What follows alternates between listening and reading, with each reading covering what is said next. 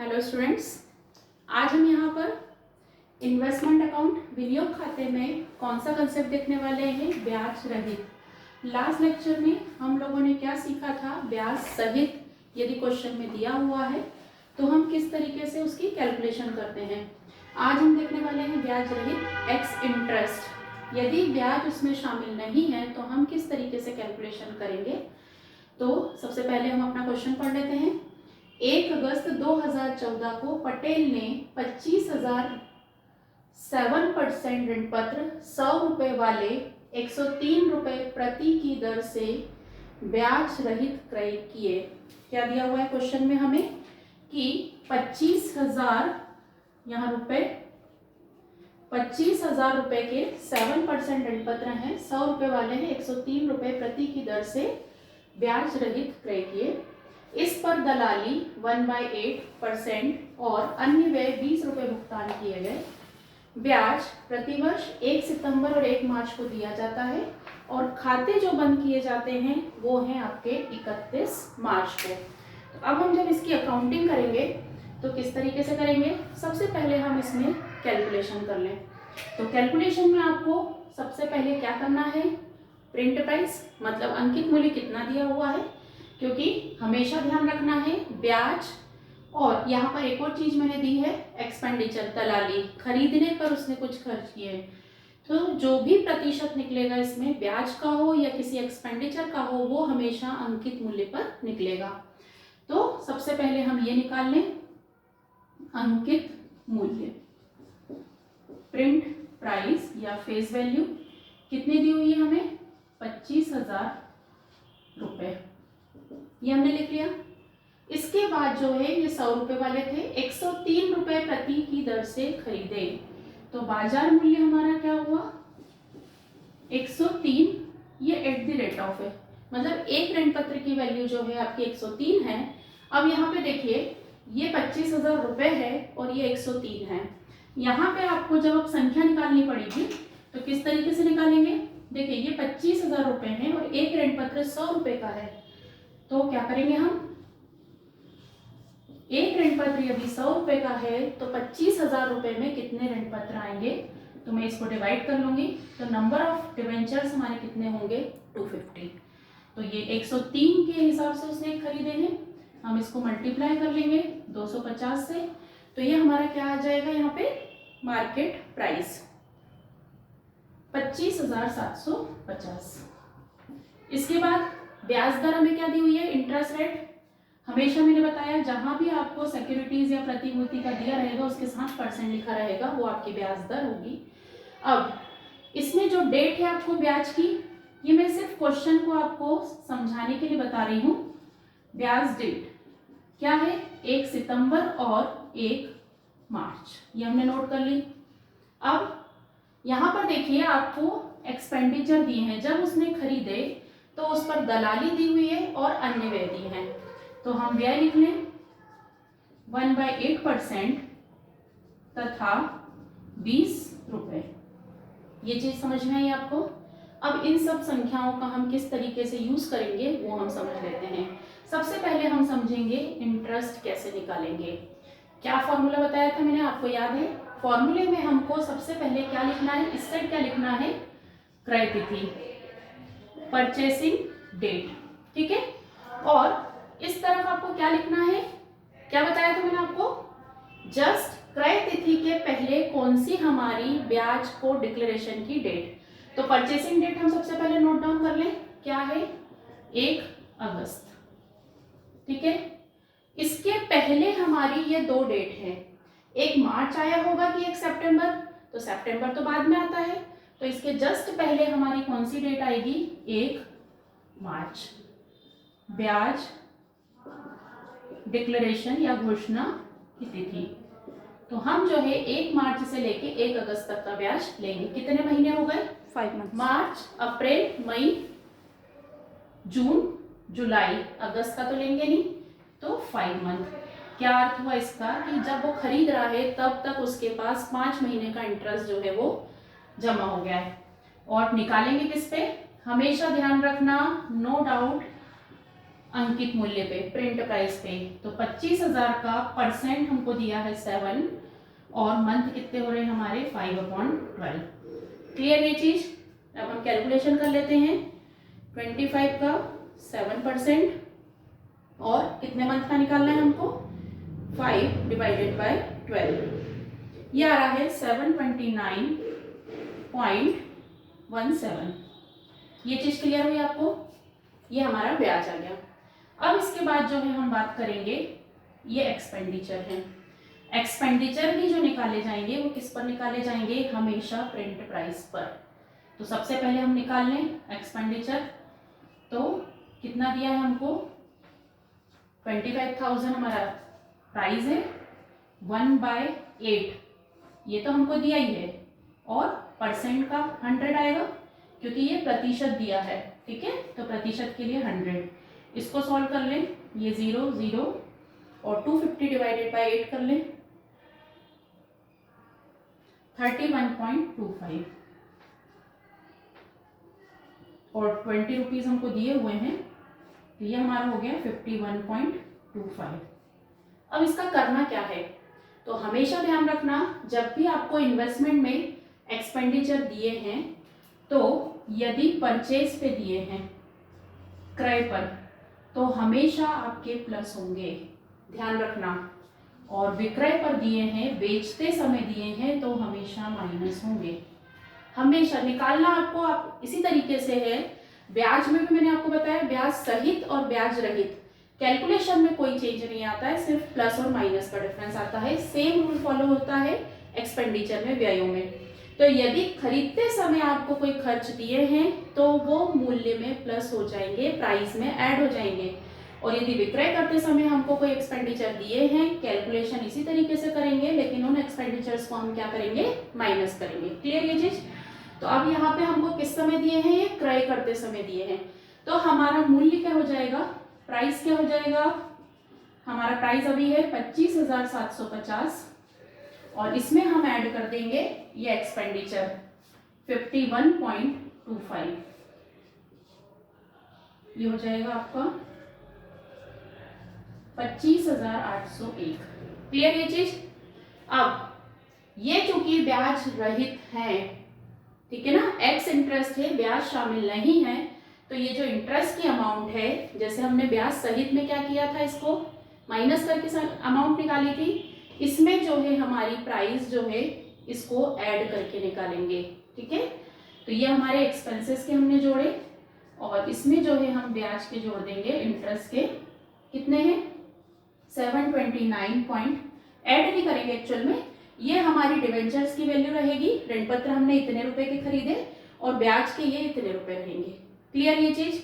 ये हमारी basic calculation हर question में होगी जिसमें ब्याज रहित आपको दिया है, इंटरेस्ट की कैलकुलेशन और एक्सपेंडिचर है। अब हम यहाँ पर क्या बनाएंगे? अकाउंट। हमको पटेल की पुस्तकों में, मतलब पटेल कौन है? हमारा बायर है, खरीदने वाला है, तो उसकी पुस्तक में किस तरीके से अकाउंटिंग होगी वो हम यहाँ पर देखते हैं। तो कौन कौन से अकाउंट बनेंगे हमारे? ये इस कैलकुलेशन को यहाँ से हटा देते हैं। कैलकुलेशन हमने समझ चुके हैं, हमारे पास फिगर हमने वहां नोट डाउन कर लिए हैं।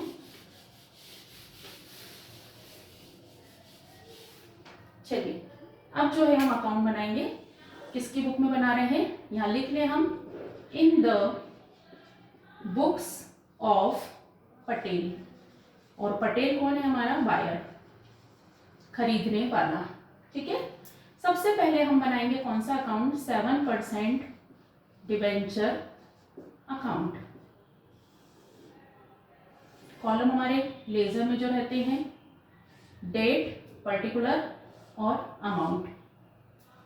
Date, particular and amount.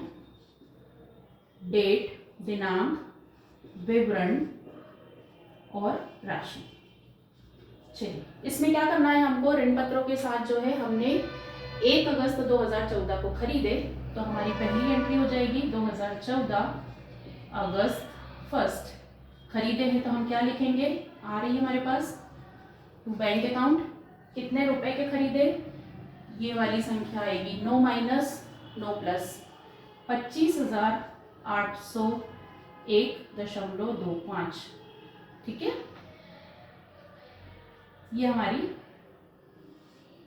Price हो जाएगी 25,801.25। इतने रुपए के हमने खरीदे। अब इसके बाद हमने ऋण पत्रों को ना तो बेचा, कुछ भी चेंज नहीं हुआ है।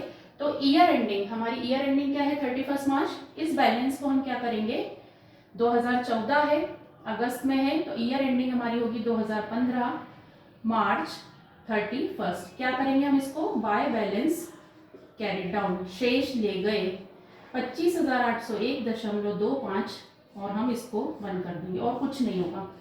यदि वो बेचता तो हम उसका जो है फिर कैलकुलेशन और करते, टोटल में भी सेम अमाउंट आएगी 25,801.25। It's clear. अब सेकंड हमारा कौन सा बनेगा, इंटरेस्ट अकाउंट। हम थोड़ी सी जगह और ले लेते हैं यहाँ।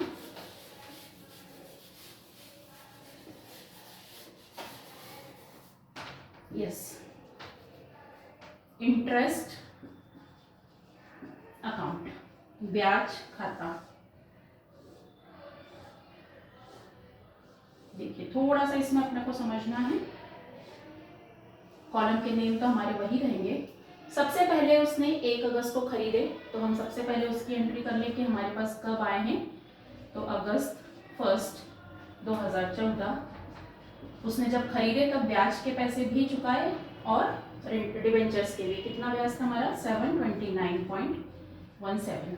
अब हमको पूरे ईयर में क्या एक्टिविटी हुई है, तो हमारा ईयर कहाँ से चलेगा, 2014 अगस्त 1 से हमारा ईयर एंड कब हो रहा है 2015 मार्च 31। इस ईयर में हमारी क्या क्या एक्टिविटी हुई है वो हमें देखना है। तो देखिए अगस्त हुआ, इसके बाद जस्ट आ जाएगा सितंबर।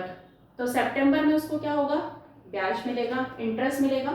तो हम यहाँ पर 2014 सितंबर 1 पहली उसकी जो 6 मंथली इंस्टॉलमेंट है ब्याज की वो मिलेगी। क्या लिखेंगे हम यहाँ पे, उसको रिसीव होगा बाय बैंक अकाउंट। तो किस पे निकालेंगे, 25,000, परसेंट हमारा है 7%, और कितने महीने का, ये तो 6 मंथ का ही निकलेगा, ठीक है ना। तो इसको हम निकाल लेते हैं 25,000 इंटू 7% और इंटू 6 डिवाइडेड बाय 12, 875। ये चीज क्लियर हो गया। सितंबर के बाद हम चले तो सितंबर अक्टूबर, इसके बीच में हमने कुछ भी नहीं किया है, सीधे हम आ जाते हैं 1 मार्च। 1 मार्च को फिर 6 महीने कंप्लीट हो गए, तो उसको 2015 मार्च 1 को फिर से 6 मंथली ब्याज मिल जाएगा। तो by bank account same figure आएगा 25,000 7/100 और इंटू 6/12, पूरे 6 मंथ कंप्लीट हुए, सेम फिगर। अब ध्यान देना, यहाँ पे हमको अकाउंट क्लोज करना है मार्च 31 को। अकाउंटिंग में कोई भी फिगर जो है वो मिस नहीं होता है। अब मार्च 1 को आपने 6 महीने का ब्याज ले लिया, अब मार्च 1 और मार्च 31 के बीच में 1 मंथ हमारा रह रहा है, तो जो 1 महीने का ब्याज है उसको हम लिखेंगे यहाँ पे अर्जित ब्याज के नाम से। तो यहाँ पे आएगा बाय एक्रूड इंटरेस्ट। अर्जित ब्याज खाते को कितने महीने का, 1 महीने का। ध्यान देना, यदि ये डेट 31 मार्च होती तो हमें एक्रूड इंटरेस्ट नहीं निकालना पड़ता, तो 1 मंथ का हम अर्जित ब्याज निकालेंगे। तो हमेशा आपको ध्यान रखना है कि लास्ट डिक्लेरेशन डेट और अकाउंट क्लोजिंग की डेट में डिफरेंस हो, मतलब ब्याज की जो अंतिम घोषणा तिथि है और खाते बनाने की जो तिथि है उन दोनों के बीच में यदि डिफरेंस हो तो उतने मंथ का हमको एक्रूड इंटरेस्ट अर्जित ब्याज जो है वो कैलकुलेट करना पड़ेगा। परसेंट और वो तो सेम रहेगा, मंथ आपके चेंज होंगे। तो हम 1 मंथ का निकाल लें अब, तो 25,000 इंटू 7% और इंटू 1 डिवाइडेड बाय 12, 145.83। ये चीज क्लियर आपको, ये एक्रूड इंटरेस्ट जो है हमारा हमेशा निकलेगा। क्लियर। अब इसके बाद जो है हमारा बैलेंसिंग फिगर निकालेंगे। तो बैलेंसिंग फिगर जो भी आएगा हम उसको किस में डालेंगे, प्रॉफिट एंड लॉस अकाउंट में। तो हम चेक कर लें, देखिए इधर का टोटल ज्यादा है, इधर का टोटल कम है, तो बैलेंस हमारा इस साइड निकलेगा।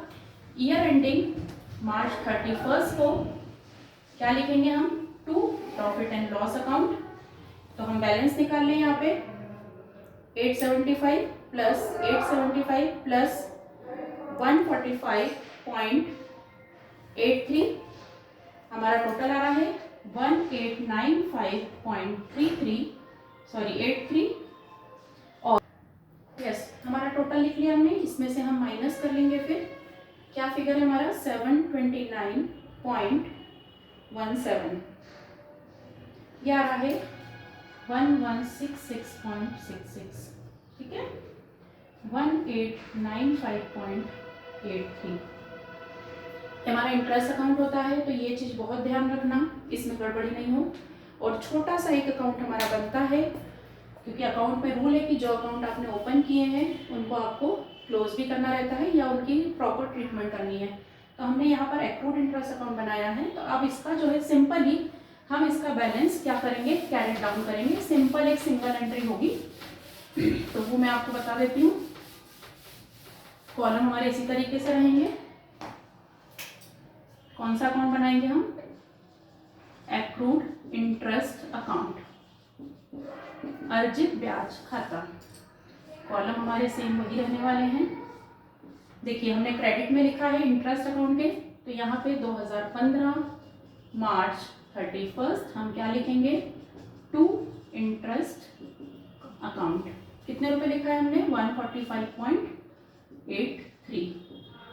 और इधर हमको 2015 और मार्च 31 ईयर एंडिंग में ही हम इसको क्या करेंगे, बाय बैलेंस कैरी डाउन, शेष ले गए 145.83। ये हमारा जो है एक्रूड इंटरेस्ट अकाउंट बनेगा। क्लियर ये चीज। अब यहाँ पे ये हमने कंसेप्ट सीखा, यहाँ पे ब्याज रहित यदि खरीदे हों। नेक्स्ट वीडियो में हम खरीदना और बेचना दोनों कंसेप्ट को सीखेंगे। Thank you so much.